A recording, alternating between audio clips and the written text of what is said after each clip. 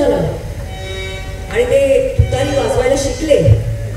म्हणजे मी छत्रपती शिवाजी महाराज असल्याचा मला भास झाला.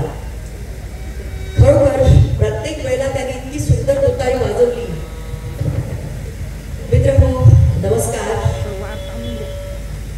आधी मला ह्याचा आधार घेतला पाहिजे पोडियमचा, कारण नावं जी आहेत फार महत्वाची असतात. जरी शेक्सपियरने म्हटलंय की नावात काय आहे, what's there in the name, nothing. माणसाचं कर्तृत्व महत्वाचं आहे आणि तेच महत्वाचं आहे. तरी सुद्धा नाव हे लागतंच, कारण त्याच्याशिवाय आपण संबोधू शकत नाही त्या व्यक्तीला.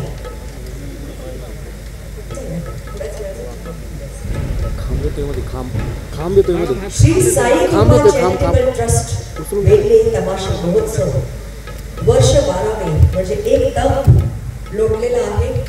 आणि मी अतिशय भाग्यवान आहे की या तप लोटल्यानंतर मी इथे एक प्रमुख पाहुणी म्हणून येते आहे. याचा मला अतिशय आनंद आहे. मंचावर अतिशय मान्यवर असे कलाकार आणि अशी मंडळी बसलेली आहे, ती कर्तृत्ववान मंडळी आणि अतिशय तरुण वयात ज्यांनी हे कर्तृत्व कमवलं, हे नाव कमवलं अशी मंडळी. आणि अर्थात काही ज्येष्ठ मंडळी, जसं मला सगळे म्हणतात ज्येष्ठ अभिनेत्री. मी ज्येष्ठ कधी झाले मला कळलंच नाही. त्यामुळे तो एक विनोद असतो. जरा 50शी ओलांडली की मग ज्येष्ठत्व येतं. तर बरेच जण मला 60ची समजतात, पण मला खरंच प्रामाणिकपणे सांगायचे अजून मी 60 ओलांडली नाही हो. अगदी प्रामाणिकपणे. असं म्हणतात की स्त्री आपलं वय नेहमी लपवत असते, पण लपवून काय मिळणार, चेहऱ्यावर ते दिसतच ना. आणि आपण वयाबरोबर प्रगल्भ व्हायचं असतं. जसं आपण आयुष्यात आई, नंतर म्हणजे मुलगी लेक असतो, नंतर आपलं लग्न होतं, त्यानंतर आपण आई होतो, मग आजी होतो, मावशी होतो, काकी होतो. तर हे वयाप्रमाणे आपण मोठं व्हायचं असतं. त्यात काय लाजायचं? आपल्या वयाला लाजण्यासारखं काहीही नाहीये. कधीतरी कोणीतरी म्हणतात तुम्ही 50शी ओलांडली, एवढ्या वयात सुद्धा तुम्ही किती सुंदर दिसता हो. बापरे, ते ऐकल्यानंतर तर मला सुरुवातीला खूप त्रास व्हायचा, पण आता नाही होत. आता मला अभिमान वाटतो की ठीक आहे आणि मला असंच दिसायचं आहे. अगदी 70व्या आणि 80व्या वर्षी सुद्धा असंच दिसायचं आहे. मी सगळ्यांना म्हणते अजून 20 वर्ष तरी मला असंच दिसायचं आहे. त्यानंतर जगले वाचले तरी सुद्धा असंच दिसायचं आहे. तर आता मी कुणाबद्दल आणि काय काय बोलू, सगळ्यात आधी ही नावं तर घेतलीच पाहिजेत, कारण त्यांच्यामुळे आज हा महोत्सव होतोय. श्री वसंतराव जगताप जे अध्यक्ष आहेत ट्रस्टचे, श्री सदाशिव बोरचटे उपाध्यक्ष, तसंच श्री सावकार शेठ पिंगट जे सचिव आहेत, आणि अर्थात इतर सर्व पदाधिकारी, संचालक मंडळ आणि आमच्या अखिल भारतीय चित्रपट महामंडळाचे सर्व अध्यक्ष श्री मेघराजजी भोसले. त्याचं नावच एवढं वजनदार आहे, मेघराज. आणि मेघ नेहमी गर्जना करत असतात, तशी त्यांची गर्जना अक्षरशः म्हणजे ते गर्जना करत नाहीत, पण आपल्या कर्तृत्वातून आपल्या कामामध्ये खरंच कर्मयोगी आहेत असं माझं ठाम मत आहे, प्रामाणिक मत आहे. कारण मला आतापर्यंत अध्यक्षपदाचा कंटाळा आला असता. ते नाट्य परिषदेचे सुद्धा अध्यक्ष आहेत आणि अध्यक्षपद असं असतं की तुम्ही आन्सरेबल असता लोकांना. काहीही विचारलं, हो हे असं कसं झालं, हे असं का होतंय, असं सारखे लोक विचारत असतात आणि त्या प्रश्नांना तुम्हाला उत्तरं द्यायची असतात आणि ते उत्तर ते देतात आणि ऑफिस सांभाळतात. श्री संदीप पाटील अतिशय मोठं व्यक्तिमत्व, सिने क्षेत्रातलं आणि स्टेजवरचं ऑर्केस्ट्रा क्षेत्रातलं. म्हणजे मी अक्षरशः त्यांच्या साथीनेच वर्षा उसगावकर नाईट आज श्री शिरीष कुमार जांभोळकर हयात नाही आहेत, पण आम्ही महाराष्ट्रात पिंजून काढलं. पिंजून काढला. मी गाडीतून फिरायचे, नदी नाल्यातून सुद्धा आमची गाडी जायची. एकदा तर एका सुकलेल्या नदीतून, अर्धवट पाणी भरलेल्या नदीतून सुद्धा आम्ही गेलो क्रॉस करून. आता हायवेज झालेले आहेत आणि काय काय काय काय झालेलं आहे, पण त्या वेळेला अक्षरशः महाराष्ट्र पिंजून काढला. बाल गंधर्व मध्ये कितीतरी रौप्य महोत्सवी प्रयोग केले. 100वा सुद्धा प्रयोग तिथेच केला. आज श्री शिरीष कुमार जांभोळकर यांची मला प्रकर्षाने आठवण होते. तर ते हे संदीप पाटील ते अँकरिंग करायचे, गायचे, मिमिक्री करायचे. तर मला वाटतं अतिशय हरहुंदरी असे ते कलाकार आहेत आणि आजही अतिशय डिसिप्लिनने ते जगतात. आणि ही शिस्त कलाकाराच्या आयुष्यात फार महत्वाची असते आणि ती शिस्त त्यांनी जपली आहे. लंडनमध्ये मला वाटतं बरीच वर्ष तुम्ही होतात. तिथे बिघडायला सहज चान्स असतो. तिथेच कशाला, आपल्या भारतात सुद्धा कोणी बिघडू शकतं मनावर ताबा नसेल तर. पण हा ताबा या क्षेत्रात राहूनही त्यांच्यावर आहे हे त्यांच्या पर्सनॅलिटीवरच कळतं, त्यांच्या चेहऱ्यावरनं कळतं. आणि मनस्वी मनाली बिग बॉस सीझन 5 आत्ताच मी केला आणि त्याची ती एडिटर आहे. म्हणजे ती रोज मला बघत होती. मी काय काय वेळेपणा तिथे केला, मी काय बडबडले ते आता मला लक्षातच नाही. आणि ते मला मी अजून बघितलेलं नाहीये. अजून लोक मला काय काय सांगतात ते मला कळते. अजूनही मी ते एपिसोड्स पाहिलेले नाहीयेत. तर मनाली मला नेहमी बघत होती इथून आणि कदाचित हसत पण असेल मी काय काय वेळेपणा केला, काय वेळे चाळे केले, कुणाला कशी उत्तरं दिलं, पण अस्खलित मराठीतून दिली. एवढं मात्र आहे. मला सगळ्यांनी तिथे म्हणजे निकी, मी तिला खलनायिका म्हणायचे सीझन 5 ची. तिला राग आला एक दिवस माझी बहीण आहे मला भेटायला. मी म्हटलं ही बघा वॅम्प नंबर 1 खलनायिका सीझन 5 ची. तर ती रात्री मला म्हणाली ताई मला तुम्ही खलनायिका म्हटलं ते आवडलं नाही हो. म्हटलं मग सॉरी, पण तू तशीच वागते ग आणि तशीच वागलीस माझ्याशी. मग खलनायिका तुला म्हणायचं तर काय नायिका म्हणायचं. दिसते नायिकेसारखी पण वागत होती खलनायिकेसारखीच. पण एनिवे सांगायचा मुद्दा म्हणजे मनालीने रोज मला पाहिलं. आणि अण्णा गुंजाळ जे आहेत ते म्हणजे अखिल भारतीय चित्रपट महामंडळाच्या कितीतरी मीटिंग्स झाल्या तर रोज मी अण्णांना तिथे बघायची. त्यांचं तर काहीही काम नव्हतं तिथे, पण एवढी सहनशक्ती. कारण आमच्या मीटिंग्स म्हणजे 8 तास तरी चालायच्या वेगळ्याची, 10 तास कधीतरी 12 तास सुद्धा. आणि त्यांना मेघराजींच्या खांद्याला खांदा लावून ते तिथे असायचे. खरंच सच्चा मित्र, अ friend in need and a friend in deed जसं इंग्लिश मध्ये म्हणतात, तो सखा मित्र असे अण्णा गुंजाळ. आणि खूप शांत असं व्यक्तिमत्व, न बोलता सुद्धा बरंच काही सांगणार. आणि त्यांनी मला अनेक वेळा सांगितलं की या महोत्सवात दिल्लीला माझ्या गावात तुम्ही यायला पाहिजे. आणि तो योग कधी जुळून आला नाही. कशा ना कशामुळे तो योग पुढे पुढे पुढे पुढे जात गेला. आणि खरंच ना वेळेवरच वेळ आली कीच सगळं होतं. तसाच आज ती वेळ आली.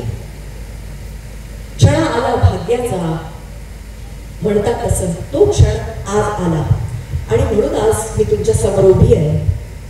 तसंच श्री अतुलजी बेंडे ते गेले का, ते निघाले, पण त्यांनी आता जे 2 शब्द ते बोलले की त्यांनी शबुताईंना जो शब्द दिला, आश्वासन दिलं, ते मला अतिशय आवडलं. शबुताई तुमच्याबद्दल काय बोलू, म्हणजे सुईच्या टोकातून जसा दोरा जातो तसा तुमचा तो सूर लागतो. आज 70 बदलतो आणि तुम्ही म्हणता तुम्ही 70च्या आहात, अजूनही तुम्ही वयात आहात. एवढं मी तुम्हाला सांगते, अजून यौवनात नाही असं वाटतं तुम्हाला बघून. आणि मला दिलासा मिळाला. म्हणजे आता मी 50शीत आहे, 60 यायची आहे. त्या दिवशी तर माझं मन धडधडायला लागलं असं मला वाटलं होतं, पण आता नाही हृदय धडधडणार माझं. तुमचं गाणं ऐकलं आणि खूप असा दिलासा मिळाला. खरोखरच तुम्ही खूप सुंदर गाता.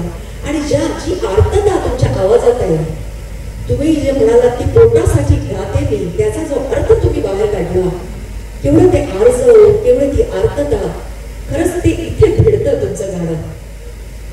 आणि त्याच्या आधी तुम्हाला अडवू नको अशा प्रकारचं काहीतरी गाणं घेतलं आणि सगळ्या नृत्यांगणाने त्याच्यावर नाच केला, नृत्य केलं. तो जो रांगडेपणा तुमच्या आवाजात आहे, जो अस्सलपणा तुमच्या आवाजात आहे, तो भल्या भल्याला नाचवणारा आहे. आणि खरंच लावणी शिकावी तर तुमच्याकडून असं मला वाटतं. सुलोचनाताई चव्हाण, स्वर्गीय सुलोचनाताई चव्हाण याची मला खरंच आठवण झाली तुमचं गाणं ऐकून. त्याचा वेगळा पोत होता, तुमचा वेगळा पोत नाही, पण खडा आवाज तुम्ही लावता. आणि आत्ता जे गायक इथे गात होते, सुंदर सुंदर, उत्कृष्ट, सुंदर म्हणजे स्वर्गीय, अतिशय. ढोलकीचा ताल म्हणजे काय, तो ढोलकी म्हणजे अक्षरशः मला खरंच नाचावं असं वाटलं. आणि तमाशाबद्दल मी काय बोलणार. संगीत बारीवर हा सादर होणारा तमाशा अभिजनांच्या मंचावर आला कितीतरी वर्षांपूर्वी. आणि आजही काही कलाकार हलाखीचं जीवन जगतायत, ही खरंच शोकांतिका आहे. आपण त्यांची म्हणजे वाखाणतो त्यांच्या कलेला, आपल्याला वा वा वा आपण म्हणतो, टाळ्या वाजवतो, पण खरोखरच त्यांना मानाचं, सन्मानाचं असं जीवन त्यांना मिळालं पाहिजे.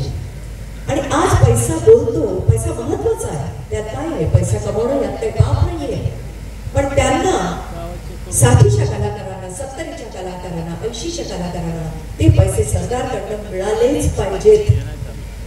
ते योगदान त्यांनी एवढं दिलेलं आहे या तमाशाच्या कलेला, ते त्यांना मिळालंच पाहिजे. आणि मेघराजजी सुद्धा खूप खूप प्रयत्न करतात.